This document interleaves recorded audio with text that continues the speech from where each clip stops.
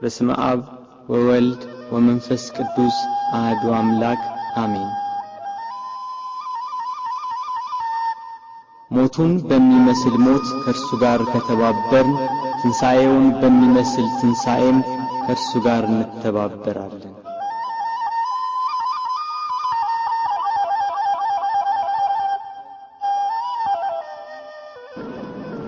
እግዚአብሔር አምላክ ከሁሉ አስቀድሞ የነበረ ነው። ሰማያት ሳይዘረጉ የየብስም ፊት ሳይታይ ተራሮች ሳይቆሙ የአየር ርዝመት ሳይከፈት ቀላያት ጥልቅ ሳይሆኑ የወንዞች ጎርፍ ሳይፈሱ እርሱ በባህሪው የነበረ ነው። ብርሃናት ሳይበሩ ጨለማ ሳይጋረድ የማልት ብርሃን ሳይበራ ሌሊትም ሳይፈጠር ከዋክብት ሳይብለጨለጩ መላእክት ሳይፈጠሩ ከነባቢት ነፍስና ከመዋቲ ሥጋ አስቀድሞ ከተሰወረውና ከተገለጸው በላይና በታች ካለው ፍጥረት ሁሉ አስቀድሞ እግዚአብሔር በባህሪው የነበረ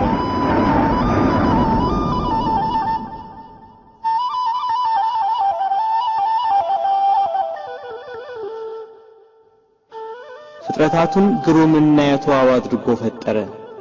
ሰማይን ያለ ባል አቆመ፣ ምድርን በውሃ መሰረት ላይ መሰረታት።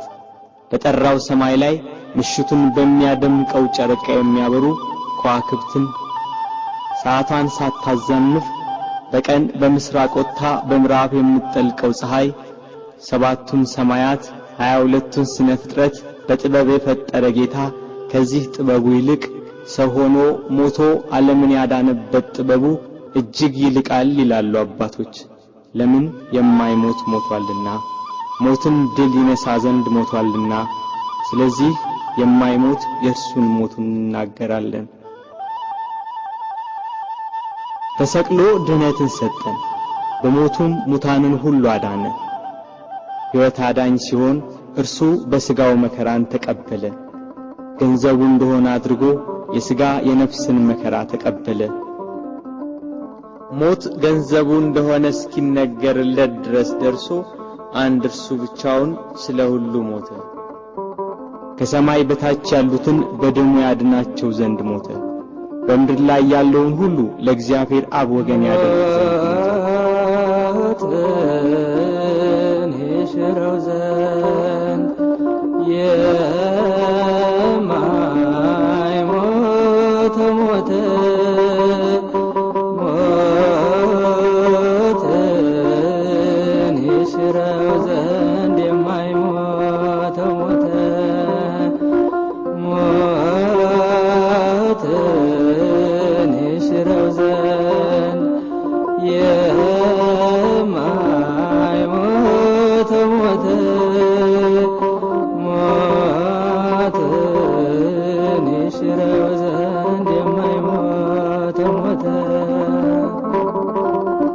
ጌታችን መድኃኒታችን ኢየሱስ ክርስቶስ አዳምን ከሞት ለማዳን በገባው ቃል ኪዳን መሰረት 5500 ዘመን ሲፈጸም ከድንግል ማርያም ከሥጋዋ ሥጋ ከነፍሷ ነፍስ ነስቶ ሰው ይሆን ዘንድ መጣ። ቅዱስ ዮሐንስ አፈወርቅ በቅዳሴው ከአባቱ ሳይወጣ መጣ፣ ከአኗኗሩ ሳይለይ ወረደ፣ ከሦስትነቱ ሳይለይ መጣ፣ ከአንድነቱም ሳይለይ ወረደ፣ ከዙፋኑም ሳይለይ በሥጋ ልጅ አደረ፣ ከምላቱ ሳይወሰን በማህፀን ተጸነሰ፣ በላይ ሳይጎድል በማህፀን ተወሰነ፣ በታችም ሳይጨመርበት ተወለደ እንዳለ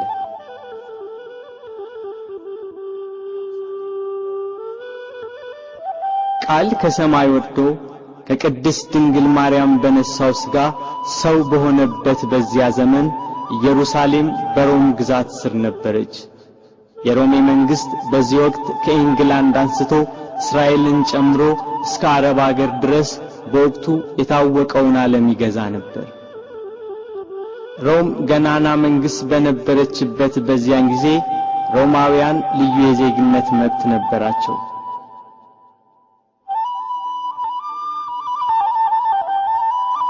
የአዳምን ዕዳ በደል ሊሽር ከሲኦል ቁራኝነት ከዲያብሎስ ተገዥነት ነፃ ሊያወጣ በሥጋ ማርያም ወደ ምድር የመጣው እግዚአብሔር ወልድ ከምድር መልካም አቀባበልን አላገኘም። በቅዱስ ገብርኤል ብስራት ያለ ዘርአ ብእሲ ከድንግል ማርያም በቤተልሔም ሲወለድ ሁሉ ያለው አንዳች ያልጎደለበት በሰማይ በእጅ ያልተሰራ ግዛት ያለው እርሱ ምንም እንደሌለው በከብቶች በረት ተወለደ። በጥበብና በሞገስ ለእናቱ እየታዘዘ አደገ። በ30 ዘመኑ በእደ ዮሐንስ በዮርዳኖስ ተጠመቀ። በዚያም የዕዳ ደብዳቤያችንን ፋቀልን።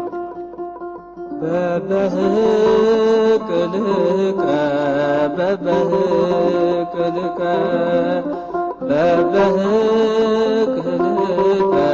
በበህቅልከ በ30 ክረምት በዮርዳኖስ ተጠምቀ በ30 ክረምት በዮርዳኖስ ተጠምቀ ጥቂት በጥቂት አደገ ጥቂት በጥቂት አደገ ጥቂት በጥቂት አደገ ጥቂት በጥቂት አደገ በ30 ክረምት በዮርዳኖስ ተጠመቀ በ30 ክረምት በዮርዳኖስ ተጠመቀ።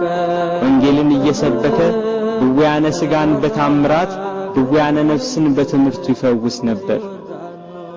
በዋለበት እየዋሉ ባደረበት እያደሩ ትምህርቱን የሚሰሙት የሚያዳምጡት በረከቱ። 5 ገበያ የሚሆን ሕዝብ ገሚሱ ቃሉን ለመስማት ሌላው ደም ግባቱ ያማረ መልኩ ሰው አይቶት አይጠግብም ነበርና የተወደደ ደም ግባቱን ለማየት ከፊሉ ህብስት እያበረከተ ይመግብ ነበርና ከሚበላው ለመሳተፍ የቀረው በደዌ ዳኛ ባልጋ ቁራኛ የተያዙ በሽተኞች ከደዌያቸው እንዲያድናቸው ይከተለዋል። ከተራራ እየወጣ ከፍ ባለ ድምጽ ወንጌልን ይሰብካል። ለሁሉ እንደሚገባው በምሳሌ እያደረገ ሕይወት የሆነ ቃል ሕይወት የሆነ አምላክ ርዕሰ መምህር ሊቀ ካህናት ጌታ የምስራቹን ወንጌል አስተማረ።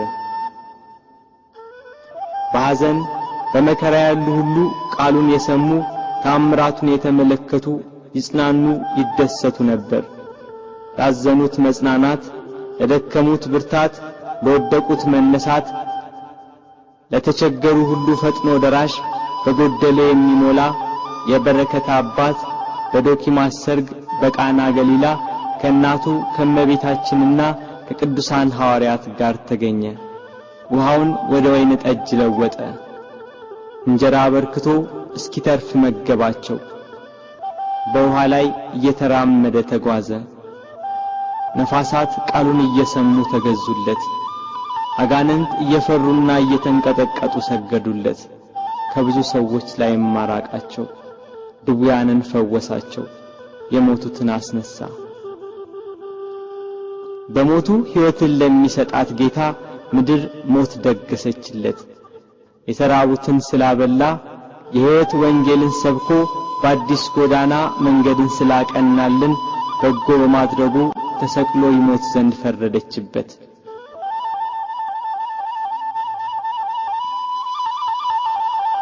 የካህናት አለቆችና ጸሐፍት ፈሪሳውያን ከጲላጦስ ጋር እንዴት እንደሚያጋጩት ያስባሉ። ሕዝቡ ሁሉ ክርስቶስን መከተሉ በዋለበት መዋሉ ባደረበት ማደሩ እነሱን ትቶ ክርስቶስን መከተሉ አበሳጭቷቸዋል። ፋሲካ የሚባለው የቂጣ በዓል ቀረበ። ጸሐፍትና ሊቀ ካህናት እንዴት እንደሚያስይዙት ሲያስቡ ሰይጣን ጌታን ከተከተሉ ከ12 ሐዋርያት አንዱ በሆነው በይሁዳ ገባበት። ጌታን ለካህናት አለቆች እንዴት አሳልፎ እንደሚሰጣቸው ተዋዋለ። 30 ብር መዘኑለት። ስሞ ይሰጣቸዋል፣ 30 ብሩን ይሰጡታል። የዓለም ሁሉ መድኃኒት በ30 ብር ተሸጠ።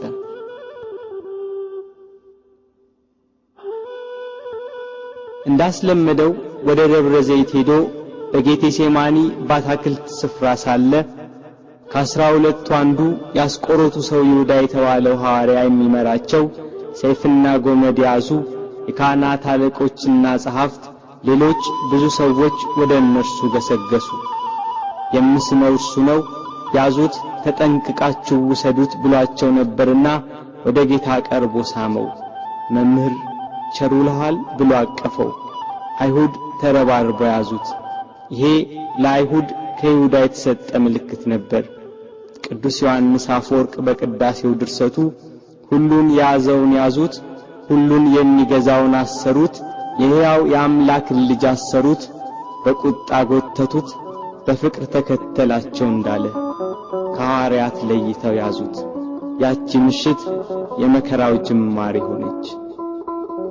ምን ሰጡ ይሁዳ አይሁድ ወገኖች ለእነርሱ አሳልፈ ጌታህን የሰጠ ከሁሉ የሚበልጥ ስልጣን ሰጥቶ ሳለ ከሁሉ የሚበልጥ ስልጣን ሰጥቶ ሳለ ብርን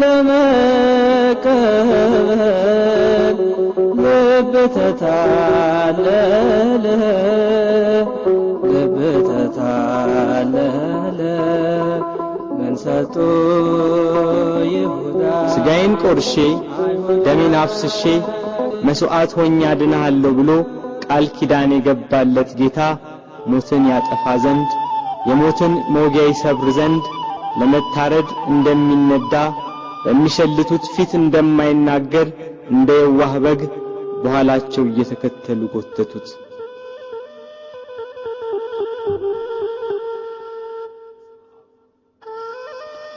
እየገፉና እያዳፉ ወደ ጲላጦስ ወሰዱት። ሐዋርያት በጌታ መያዝ ተበታትነዋል። የእረኛው መመታት መንጋውን በትኖታል። ይሁዳ ጌታን ለካህናት አለቆችና ለሮም ወታደሮች አሳልፎ ከሰጠው በኋላ ዳግም ወደዚህ አካባቢ ዝር አላለም።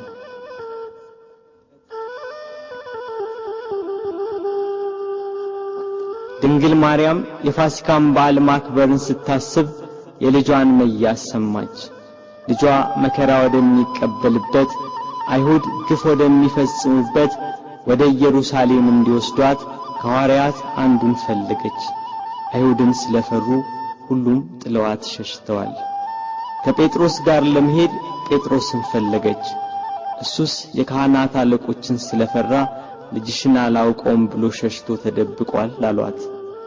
ዳግመኛ ስለ ወንድሙ ስለ ያዕቆብ ጠየቀች። እሱም ሲይዙት ልብሱን ጥሎ ሸሽቷል አሏት። እንድርያስን ፈለገች። እሱስ ከልጅሽ ጋር ወደ ከተማው አልመጣም አሏት።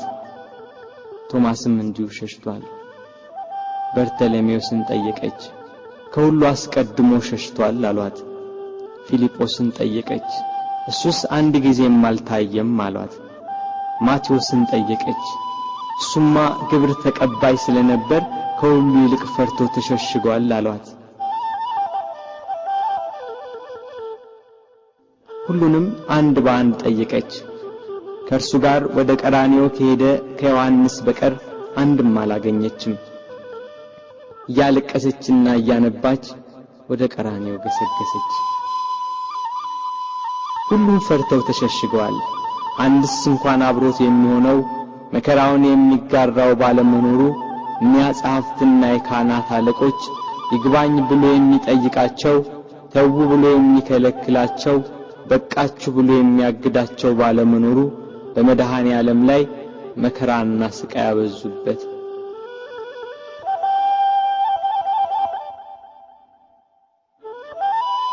ጲላጦስ እንደ ሕጋቸው ሞት እንዲፈርድበት አደባባይ አቆሙት። ሊቃነ መላእክት በመፍራትና በመንቀጥቀጥ ከፊቱ የሚቆሙለት እርሱን በአደባባይ አቆሙት። ይሰው ሕዝባችንን ሲያጣምም ለቄሳር ግብር እንዳይሰጥ ሲከላከል ደግሞም እኔ ክርስቶስ ንጉሥ ነኝ ሲላገኘነው ብለው አሳጡት። ሰንበትን የማያከብር የእግዚአብሔር ወገን ያይደለ ነው እያሉ አጣሉት፣ አካሰሱት። እርሱ ግን በሰንበት የታመሙትን አዳናቸው፣ የሞቱትንም ማስነሳቸው። በምኵራብ ውስጥ እጁ የደረቀች አንድ ሰው አገኘ። አይሁድ ግን ያጣሉት ያካሰሱት ዘንድ በሰንበት ያድነው እንደሆነ ብለው ይጠባበቁ ነበር። ጌታም እጅህን ዘርጋ አለው። እጁን ዘረጋ፣ ድና እንደ ሁለተኛይቱ ሆነችለት። አይሁድ ግን ሰንበትን ሻር ያሉት። ከወደፊቱ ሆዱ ያበጠ አንድ ሰው ነበር። ጌታችንም ይህንን ሆዱ ያበጠውን ሰው ይዞ በሰንበት አድኖ ሰደደው። አይሁድ ግን ሰንበትን ሻር ያሉት። በሰንበት ሲያልፍ ዕውር ሆኖ የተወለደ ሰው አገኘ። በምራቁ አፈር ለውሶ አይኑን ቀብቶ ሄደህ በፈሳሽ ውሃ ታጠብ አለው። ሄዶ ታጠበ፣ እያየም ተመለሰ። አይሁድ ግን ሰንበትን ሻር ያሉት። አረካ ሰማዳኑ ማቅናት ጎባጣውን ማቅናት ጎባጣውን የበደለኛ ነው ሊሰቀል ይገባል ሊሰቀል ይገባል ቸሩ ሆይ ቸሩ ሆይ ለእኛ ብለህ ተሰቀልከው። ጲላጦስ ፊት ያቀረቡት የወንጀል ክስ ጲላጦስን ይሰው ወንጀለኛ ነው ሊያሰኘው ግን አልቻለም፣ በቅናት እንዳስያዙት ያውቃልና። ጲላጦስ ለተሰበሰበው ሕዝብና ለጸሐፍት ፈሪሳውያን እኔ በዚህ ሰው አንዳችን በደል አላገኘሁበትም፣ እናንተ እንደ ሕጋችሁ ወስዳችሁ ቁጡት አላቸው። ካህናት አለቆች ተንጫጩ። ከገሊላ ጀምሮ እስከዚህ ድረስ በይሁዳ አውራጃ እያስተማረ ሕዝቡን ያውካል ያሉ ሁሉም ጮኹ። ጲላጦስ ገሊላ የሚለውን ቃል ሲሰማ የገሊላ ሰው እንደሆነ ብሎ የገሊላ ሰዎችን ጠየቀ። የገሊላ ሰው መሆኑን ሲረዳ ይሄ የሄሮድስ ግዛትን የሚመለከተው ብሎ ወደ ሄሮድስ ላከው። ያን ጊዜ ሄሮድስ በኢየሩሳሌም ሳለ ጌታ ወደ እርሱ ተላከ። ጌታችን ኢየሱስም ከመገዛት ነፃ ሲሆን በትህትና ሄደ። እርሱ የምድራውያንና የሰማያውያን ገዢ ሲሆን እርሱ የሰማይ ንጉሥ ልጅ ሲሆን አይሁድ እየገፉና እያዳፉ ሄሮድስ ዘንድ ወሰዱት። ሄሮድስ ክርስቶስን ባየው ጊዜ የተወደደ ደም ግባቱን መልኩንና ብሩህ የሆነ ፊቱን ከማየቱ የተነሳ እጅግ ደስ አለው። ስለርሱ ብዙ ሥራውን በሰማ ጊዜ ሊያየው ከብዙ ቀን ጀምሮ ይመኝ ነበርና። ሄሮድስ ከመጓጓቱ የተነሳ ደግሞ ደጋግሞ ጠየቀው፣ መረመረው። እርሱ ግን ቃል አልመለሰም። ጸሐፍት ፈሪሳውያንና የካህናት አለቆች ዝም ስላለ ቁመው ያጣሉት የሐሰት ክሳቸውን ይደረድሩ ጀመር። ሄሮድስም ለእኒያ ርኅራኄ ለሌላቸው ወታደሮች በያዙት ጅራፍ እንዲገርፉት ትእዛዝ አስተላለፈ።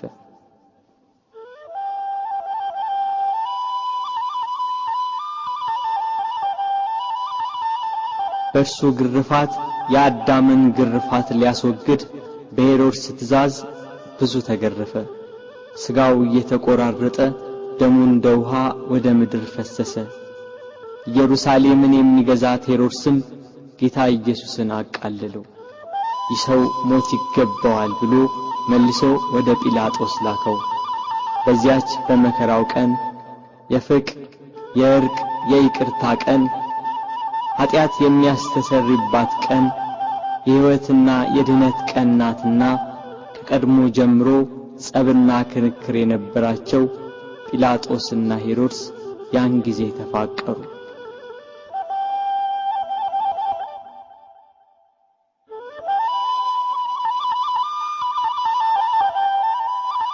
ጌታ ወደ ጲላጦስ ተመለሰ። ጲላጦስ ሄሮድስ ወደርሱ መመለሱን ሲረዳ ለተሰበሰበው ሕዝብ ወደ ሄሮድስ ላኩት። እርሱም መልሶ እነሆሱም ለሞት የሚያበቃ ይሰራ የለም ስለሆነ ገርፌ ልተው በማለት ተናገራቸው። ካህናት አለቆች ግን ለተሰበሰበው ሕዝብ እየተሽለኮለኩ ኢየሱስን ሲቀልልን በርባንን አድንልን ብላችሁ ለምኑ ብለው ለሕዝቡ ሁሉ ነገሯቸው። የካህናት አለቆች የቅናት ስሜታቸው ረካ። ሕዝቡ በሙሉ ይህንን ሰው በሞት አስወግደው በርባንን ፍታልን ብለው ጮኸው ተናገሩ። ጲላጦስም መልሶ መላልሶ ክፋት ስላላገኘበት ያድነው ዘንድ ወይንም ገርፎ ይለቀው ዘንድ ጠየቃቸው። ሕዝቡ ግን በታላቅ ቃል እየጮኹ ስቀለው ስቀለው፣ በሞት አስወግደው፣ በርባንን ፍታልን፣ እርሱን ግን ስቀለው አሉ። በንጹህ ደም የታጠበ ብዙ ነፍሳትን የገደለ ሽብር ዋይታና ሁከት ያነገሰ በርባን ይፈታልን፣ በደል ያልተገኘበት ንጹሕ ባዲ ክርስቶስ ግን ይሰቀል አሉ። ይሰቀል ይሰቀል ይሰቀል ይሰቀል ይሰቀል። የሰማነውን ነገር ማን አምኗል? የእግዚአብሔር ክንድ ለማን ተገልጿል እንዳለ ነቢይ። ይሰቀል የሚለው የካህናት አለቆችና የሕዝቡ ቃል በረታ። ሕዝቡና ጲላጦስ እንዲህ ሲነጋገሩ የጲላጦስ ሚስት በዚህ ንጹሕ ሰው ደም ኃላፊ እንዳትሆን ወቅ የሚል መልእክት ካየችው ሕልም ጋር አብራ ላከችለት። ጲላጦስ ግራ ገባው። በአንድ በኩል እልፍ አእላፋት የሚሆኑ የሮማ ነዋሪዎችና የካህናት አለቆች የአይሁዳውያን ጩኸት፣ በሌላ በኩል የሚስቱ የማስጠንቀቂያ መልእክትና ያየችው ሕልም ግራ አጋባው። ጸብና ክርክር እየበዛ እንጂ ምንም የሚጠቅም ነገር እንደሌለ አይቶ ውሃ አምጡልኝ ብሎ በሕዝቡ ፊት እጁን ታጠበ። እኔ ከዚህ ከንጹሕ ሰው ደም ንጹሕ ነኝ፣ እናንተ ወቁ ሲል፣ ሕዝቡም የዚህ ሰው ደም በእኛና በልጆቻችን ይሁንብን አሉ። አይሁድ ግን ጌታችን ኢየሱስን እየሰደቡ አንድ ጊዜ ወደ ምሰሶ ገፍተው ጣሉት። የስድቡ ውርጅብኝ ግን በዕለተ ዓርብ ብቻ አልነበረም። 3 ዓመት ሙሉ ሰደቡት እንጂ። የዮሴፍ ልጅ ነው፣ የሳምራዊ ሰው ነው፣ አጋንንትን ካለቆቻቸው እየተነጋገረ ያወጣል ያሉ የስድብ መዓት አወረዱበት። አጋንንት ያደሩባቸው ሰዎች ግን ከአይሁድ 1000 ጊዜ ተሽለው ምስክር ሆኑት። ጋኔን እንደሌለበት ከቤልዜቡልም ጋር መስማማት እንዳያውቅ የልዑል እግዚአብሔር የባህሪ ልጅ ሲሉ መሰከሩ። አይሁድ ግን ኃጥእ፣ በደለኛ፣ ክፉ አድራጊ፣ የሚያስት የሚሳደብ ነው እያሉ ዘበቱበት። ጌታችን ግን በባህሪው ንጹሕ፣ በአነዋወሩ ክቡር፣ እውነተኛም ነው። ስለ ኃጢአት ከናንተ የሚከራከረኝ ማን ነው ብሎ አይሁድን እንዳላቸው እርሱ ኃጥእ አይደለም። አንድ ቀን አንዲት ሴት ስትሴስን አግኝተው በሙሴ ሕግ መሰረት ሊፈርዱባት ጻፍት ፈሪሳውያን ወደ እርሷ መጧት። ያችን ሴት ኃጢአትሽ ተሰረየልሽ ዳግም አትበድይ ያላትን አምላክ አይሁድ ግን እርሱን ኃጥእ አሉት። በዘኪዮስ ቤት ሽቶ የቀባችውን እግሩንም በእንባ ያጠበችውን በራሷ ጠጉር የጠረገችውን ያችን ሴት ብዙ ኃጢአቷን ይቅር አላት፣ ብዙ ወደዋለችና። ኃጢአትን ይቅር የሚል በጎ የሚሰራ እንደዚህ ያለውን አምላክ ገፉት፣ ሰደቡት። ይገርፉትም ዘንድ እግሮቹንና እጆቹን ከድንጋይ ጋር የኋሊት አሰሩት። ካሰሩትም በኋላ በማከታተል ጭፍሮች ይገርፉት ጀመር። የሚሞት እንዳይገረፍ የማይሞት እንዲገረፍ እያወቁ በግፍ ገርፈው በግፍ ገደሉት። ንጹሕ ክርስቶስ ሆንክ በደለኛ ብለህ ስለኛ መስቀል አሸክመው አስረው ገረፉህ ያዳፉህ መስቀል አሸክመው አስረው ገረፉህ ያዳፉህ እጅና እግርህ በብረት ተመታ የዓለም ጌታ ጌታ ሆይ የተገረፈባቸው አለንጋና ገመድ በደም ታለሉ። ከግርፋቱም ጽናት የተነሳ ሥጋው ሁሉ አለቀ። የማይገረፍ አምላክ ሥጋን በመልበሱ ሰውን ለማዳን የሰውን ሥጋ ለብሶ በመምጣቱ ተገረፈ። የመላእክት ሰራዊት በፍጹም መደንገጥ ለሚሰግዱለት እየዘበቱ በፊቱ ተንበረከኩ።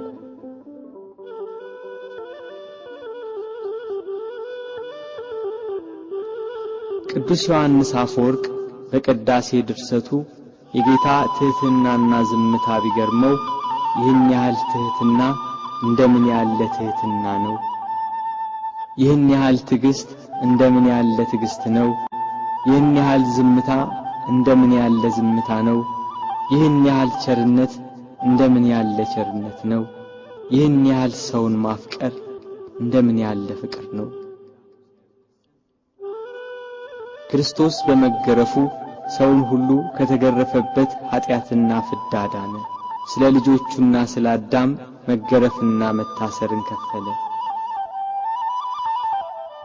ጲላጦስ በሕዝቡ ላለመጠላት በአይሁዳውያን ለመወደድ ፍቃዳቸውን ለመፈጸም ስቀሉት ብሎ ጌታችንን ለአይሁድ ሰጣቸው።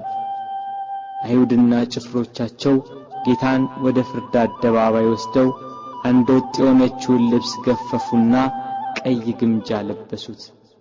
እንደ መብረቅ የሚያንጸባርቅ እንደ በረዶ ነጭ የሆነ ልብስ የሚለብስ ሲሆን ለመዘባበት ቀይ ሐርና ነጭ ሐር አለበሱት።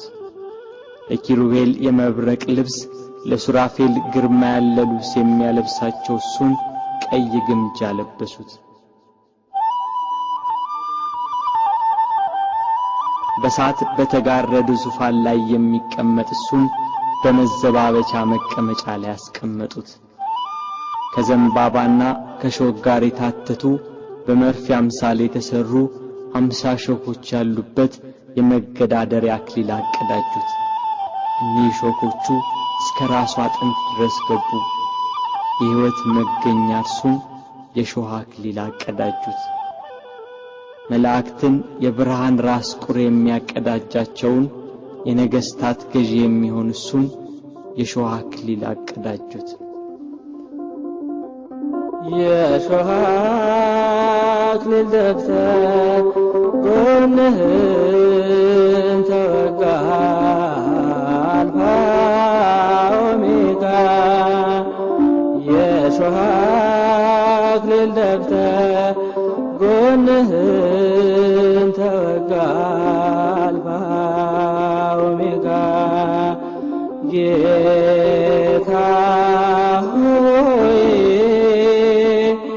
አይሁድ አማጽያን ሰቀል ሆይ የዓለም መድኃኒት የዓለም ሲሳይ ሰቀል ሆይ በሾህ አክሊል የተጎዳው ራሱ ደም አዘነበ፣ ፊቱ ደም ለበሰ፣ ሰውነቱ ሁሉ በደም ተጠመቀ።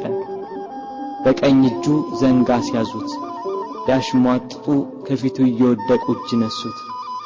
የአይሁድ ንጉሥ ሰላም ላንተ ይሁን እያሉ ዘበቱበት። የመላእክት ሰራዊት እየደነገጡ የሚሰግዱለትን ስልጣናት ሊቃናት እየፈሩ ለሚሰግዱለት ለሱ አይሁድ ግን በትዕቢት እጅ ነሱት። ያላስደስት ሲላቸው ከሰው ልጆች ሁሉ ይልቅ ደም ግባቱ በሚያምር በጌታችን ላይ አይሁድ ምራቃቸውን ተፉበት።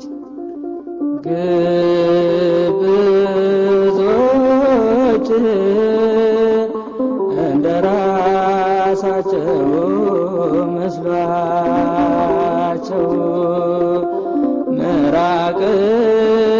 የተፉ በቤት ቀለዱ አንተ ሊጎዱ ምራቅ የተፉ በቤት ቀለዱ አንተ ሊጎዱ ፊቴን አይቶ የሚቆም የለም ብሎ በተናገረ በጌታችን ፊት ላይ ተፉበት። እርሱ ግን ምራቃቸውን ተጸይፎ ፊቱን አልመለሰም። የሚያስጸይፍ ምራቅን በፊቱ ላይ በመቀበሉ በኃጢአት የተቋቆረና የኃጢአት ቅባት የተቀባ ፊታችንን ደስ በሚያሰኝ ቅባቱ ብሩህ አደረገው። ራሱን በበትር ፊቱን በጥፊ መቱት። ኪሩቤል ፊቱን ከማየት የተነሳ በሳት አጥናፍ የሚሰውሩት ያልበደላቸውን እሱን አይሁድ ፊቱን መቱት። ፊቱ እንደ መንፈስ ቅዱስና እንደ አባቱ ሲሆን በሥጋው ፊቱን በጥፊ መቱት። ከፊቱ ግርማ የተነሳ ፍጥረት ሁሉ የሚርድ የሚንቀጠቀጥለትን አምላክ ፊቱን በጥፊ መቱት። መከራውን ስቃዩን አበዙበት። ተደፋ ተገፋ በጥፊ ተመታ እየደበደቡ ክርስቶስ ያሉ ጽድቅን ስለሰራ በወንጀል ከሰሱ ለአዳም ቤዛ ብለህ ብዙ ተንገላታ። ጲላጦስም ጌታን ወደ ውጭ አወጣው፣ ሐር ልብስ አልብሶ የሾህ አክሊል አቀዳጅቶ። ሕዝቡም የለበሰውን ልብስና የተቀዳጀውን የሾህ አክሊል ሲመለከቱ ስቀለው ስቀለው ስቀለው እያሉ ጮኹ። ጲላጦስም ይኸው ወስዳችሁ ስቀሉት ብሎ ሰጣቸው። አይሁድና የካህናት አለቆች 17 ክንድ የሚሆን የተመሳቀለ እንጨት አሸክመው ሊሰቅሉ ወሰዱት። ጉዞ ከኢየሩሳሌም ቅጥር ውጭ ወደሚገኝ ወደ ቀራንዮ።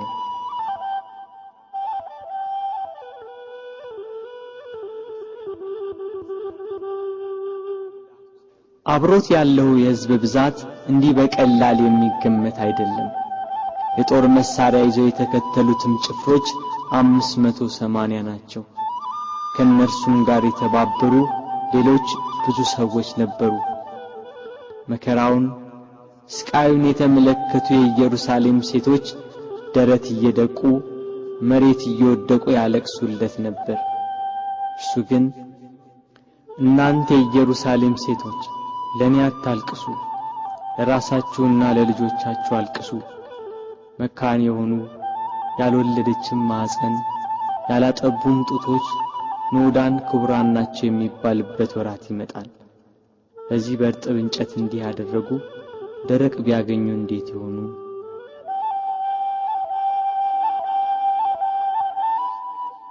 መስቀሉን እንደያዘ ወደ ምድር ተደፋ። ሌሎች ወንበዴዎችን ይዟቸው መጡ። አከበርንህ ብለውታልና ቀኛዝማች ግራዝማች ሾምንልህ ሲሉ በወንበዴዎች መካከል ሊሰቅሉት። መስቀሉን እንደተሸከመ በጎዳና ላይ ወደቀ፣ ተጨነቀ፣ ተሰቃየም፣ አፉንም አልከፈተም። ለመታረድ እንደሚነዳ ጠቦት ወደ ቀራንዮ ተነዳ። ወደ ሰርጉ የተጠሩትን ሰዎች በመታረዱ ደስ የሚያሰኝ የላም ፍሪዳ ነውና እስከሚሰቀልበት ቦታ ድረስ በበትር እየመቱ የገፉና እያዳፉ ወሰዱት። ቀራንዮም እንደደረሰ ከመስቀሉ ላይ በጀርባው አስተኙት። በሸላቾቹ ፊት ዝም እንደሚል በግ እንዲሁ አፉን አልከፈተም እንዳለ ነቢይ